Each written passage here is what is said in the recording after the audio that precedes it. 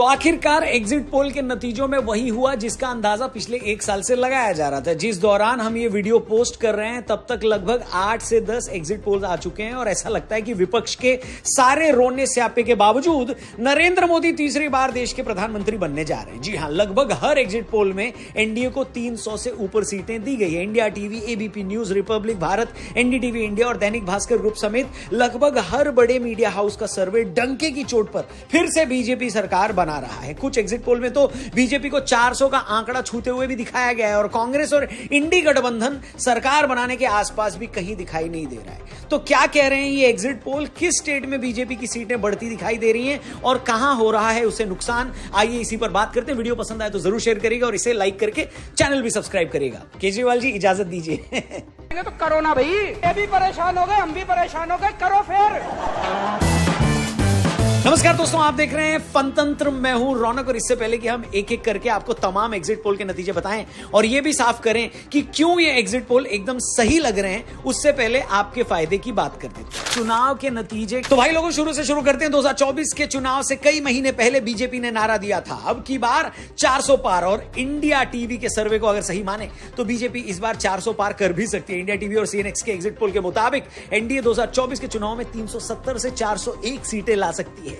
इस सर्वे के हिसाब से बीजेपी अकेले 313 से 338 सीटें जीत सकती है। ऐसा हुआ तो बीजेपी की अब तक की सबसे बड़ी जीत होगी। इंडिया टीवी के इसी सर्वे में इंडी गठबंधन को 109 से 139 सीटें और कांग्रेस को 52 से 64 सीटें मिल सकती है। इसी तरह दैनिक भास्कर के एग्जिट पोल के मुताबिक एनडीए को 285 से 350 सीटें मिलने का अनुमान है। इंडिया न्यूज और डी डायनेमिक ने भी एनडीए को 371 सीटें दी है। इंडिया ब्लॉक को 125 सीटें मिलने का अनुमान दिखाया गया है, बताया गया है। एनडीटीवी और जन की बात के एग्जिट पोल में एनडीए को 362 से 392 सीटें मिलने का दावा किया गया और इसी सर्वे में इंडिया ब्लॉक को 141 से 161 सीटें मिलने की बात की गई है। वहीं रिपब्लिक भारत और रिपब्लिक टीवी पर जो दो एग्जिट पोल दिखाए गए हैं उन दोनों में एनडीए को 350 से ज्यादा सीटें मिलने का दावा किया गया। इसी तरह एबीपी न्यूज और आज तक माई एक्सेस इंडिया पर दिखाए गए एग्जिट पोल में भी एनडीए बड़ी आसानी से तीसरी बार सरकार बनाता दिख रहा है। तो भैया कुल मिलाकर ज्यादातर एग्जिट पोल वही बात कर रहे हैं जो अंदाजा आज से कुछ महीने पहले हो रहे ओपिनियन पोल से लगाया गया था। बीजेपी और एनडीए बड़ी आसानी से फिर से सरकार बना रही है और बीजेपी अगर राजस्थान और बिहार जैसे सीटों में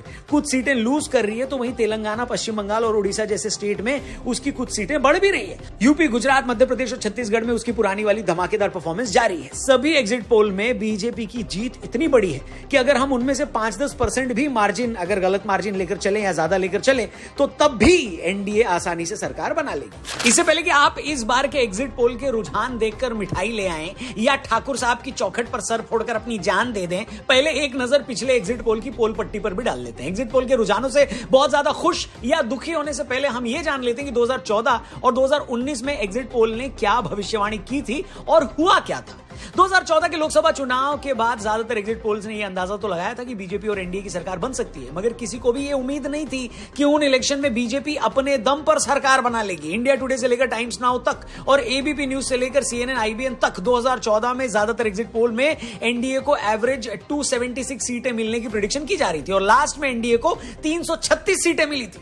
उस इलेक्शन में न्यूज 24 और टुडे चाणक्य का इकलौता एग्जिट पोल था जिसने एनडीए की 340 सीटें जीतने का अंदाजा लगाया था और एक्चुअल रिजल्ट इसके बेहद करीब था। मतलब 2014 में ज्यादा एग्जिट पोल ने बीजेपी और एनडीए के जीतने का अंदाजा तो लगा लिया था, मगर उन्होंने एनडीए को मिलने वाली सीटों को काफी अंडर एस्टिमेट किया था। इसी तरह 2019 में हुआ। ज्यादातर एग्जिट पोल 2014 के मुकाबले ज्यादा एक्यूरेट थे। जी हां, 19 में भी सभी बड़े मीडिया हाउस के एग्जिट पोल्स में एनडीए को एवरेज 326 सीटें दी गई थी। इन एग्जिट पोल में इंडिया टुडे, एक्सिस माई इंडिया ने एनडीए को 339 से 365 के बीच सीटें दी थी। टाइम्स नाउ वीएमआर ने एनडीए को 306 सीटें दी थी। रिपब्लिक सी वोटर ने 287, न्यूज 18 आईपीएसओ ने एनडीए को 336 सीटें मिलने की बात की थी और न्यूज 24 टुडे चाणक्य ने अंदाजा लगाया कि एनडीए को 350 तक सीटें मिल सकती हैं। मतलब ज्यादातर ने बीजेपी और एनडीए की सरकार बनने का दावा किया था। लगभग सभी ने एनडीए को 300 से ऊपर सीटें दी थी, लेकिन तब भी इंडिया टुडे, एक्सिस ग्रुप और टुडे चाणक्य के अलावा किसी ने भी एनडीए को 350 सीट मिलने का अंदाजा नहीं लगाया था। उस वक्त इंडिया टुडे, एक्सिस माई इंडिया ने एनडीए को 339 से 365 सीटें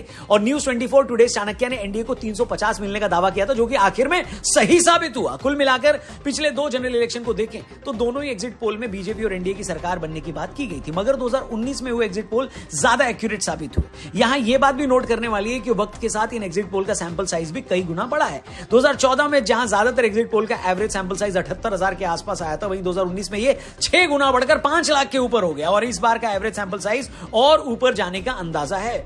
यह भी एक रीजन है कि 2019 और उसके बाद के ज्यादातर एग्जिट पोल सही निकले हैं, क्योंकि आज एग्जिट पोल के सैंपल साइज काफी बढ़ा है, टेक्नोलॉजी का भी इस्तेमाल बढ़ा है। 2022 में यूपी असेंबली इलेक्शन के बाद ज्यादातर एग्जिट पोल ने बीजेपी को एवरेज 260 सीटें मिलने का दावा किया था और आखिर में बीजेपी को 255 सीटें मिली थी। मतलब एग्जिट पोल के सही निकलने के चांस हाल के सालों में काफी ज्यादा बढ़े हैं।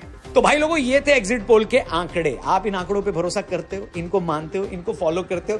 आप परसों का दिन जो है वो बहुत ज्यादा जो है वो ऐतिहासिक होने वाला है। वैसे तो भाई एक चीज मैं कहना चाहूंगा कि जब इस तरह पोलिंग जो उस पे चल रही थी, न्यूज चैनल पे जब चल रही होती है, तो दिल जो है ना वो दग दग कर रहा था। एक सीट भी कम होकर दूसरे के पास चली जाए ना, यार शिट, एक जो है वो कम होगी। लेकिन हाँ भाई, ऐतिहासिक मैं इस वजह से बात कर रहा हूँ क्योंकि अगर जो है परसों एनडीए जो है वो दोबारा हुकूमत बना लेती है तो हिंदुस्तान के इतिहास में पहली बार ऐसा होगा कि सेम पर्सन जो है वो 3rd टाइम प्राइम मिनिस्टर बनेंगे। एग्जैक्टली। और इनफैक्ट हम लोग पढ़ रहे थे कि लाइक एनडीए में टोटल कितनी पार्टीज हैं, तो भाई राष्ट्रीय लोकतंत्र गठबंधन की टोटल 39 पार्टीज हैं। तो जब 39 पार्टीज तो अच्छा मैंने कहा 39 पार्टीज और बीजेपी की पार्टी, मतलब टोटल मिलाकर आप देखो नंबर्स मिलेंगे तो डेफिनेटली वो एक बहुत बड़ा एक आंकड़ा जो चला जाएगा। और वैसे तो यार वीडियो खत्म भाई साहब, क्लीन स्वीप। इसका मतलब है वो क्या कहते थे ना, अब की बार मोदी सरकार 400 पार जो है ना, अब की बार सरकार फिर वही सीन है। यार मैं हैरान हूँ, दूसरी पार्टी मुकाबला ही नहीं कर पाई। हालांकि गठबंधन था यार, इधर तो बीजेपी अकेले सरकार बना रही है, अकेले सरकार, एनडीए को तो डालो ही नहीं। हाँ, अकेले सरकार बना रही है इस दफा तो। यार भाई क्या बड़ी बात है यार, बहुत बड़ी बात है, मतलब बहुत बड़ी बात है यार ये। यार आपसे एक क्वेश्चन था, किस स्टेट्स की सीट सबसे ज्यादा और कई आपसे एक क्वेश्चन है, ये एग्जिट पोल जो है सबसे ज्यादा होती है ना? हाँ, यूपी की सबसे ज्यादा होती है। ये एग्जिट पोल वर्क कैसे करता है, मतलब प्रॉपर इसका यार बताओ थोड़ा सा। जितना यार ये लोगों से पूछते हैं, कुछ बड़े एक्सपर्ट होते हैं, उनसे पूछते हैं, फिर उसके बाद मुख्तलिफ चीजें मतलब करके लोग वोट बीच में 5 लाख जिस तरह 2019 में थे, इस बार ज्यादा भी हो सकते हैं। तो भाई चाणक्य न्यूज 24 वो सबसे रिलायबल लग रहा है।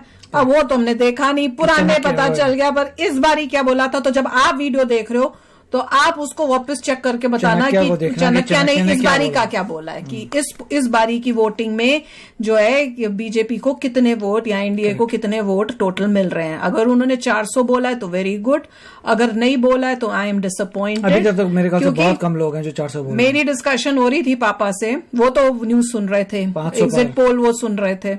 नहीं, उन्होंने कहा कि मोस्टली जो एग्जिट पोल हैं वो 300 कुछ, उन्होंने वो बताया था 300 के रेंज में वो बता रहे हैं।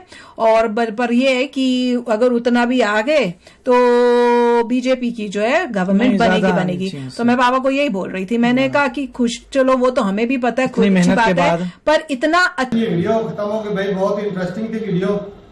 और ये जो एग्जिट पोल आ रहे हैं, जो न्यूज सामने निकल के आ रहे, पहले पाकिस्तानी मीडिया ने देखी थी, वो भी रो रहा था कि भाई बीजेपी जो है वो जीत रही है। और बाकी बात करें इधर इंडिया के सारे न्यूज फीड रो रहे हैं, नहीं कि बीजेपी जीत रही है। वो तो अपोजिशन वाले रो रहे हैं, नहीं कोई नहीं रो रहा। तो भाई बाकी बात करें, ये 400 पार तो नहीं होगी, लेकिन ये है कि 370 से 80 के बीच, 350 से ऊपर चले जाए, 80 तक चले जाए, 370 से 80। ऐसा ना हो जो खान साहब के साथ हुआ था, कहीं रात को जीत रहे थे, सुबह को सही पलट। नहीं ये ना रातों रात 400 पार ना हो जाए, ये भी हो सकता है।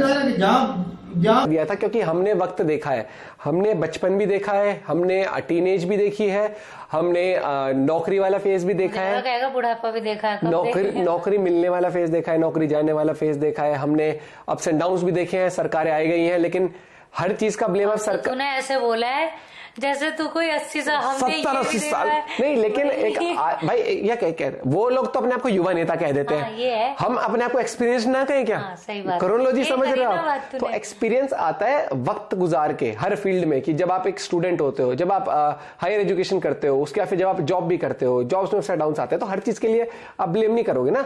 पापा ने प्ले स्टेशन नहीं दिलाया तो क्या आप सरकार को बोले सरकार तो बेकार है? या फिर मान लो आपका आइसक्रीम खाने का, अपने घर वाला आइसक्रीम लेते सरकार तो बेकार है। हर चीज में सरकार को ब्लेम नहीं कर देते, और ग्राउंड रियलिटी देखी जाती है कि क्या वाकई में सरकार ऐसा कर रही है, क्या बेरोजगारी बढ़ रही है, बेरोजगारी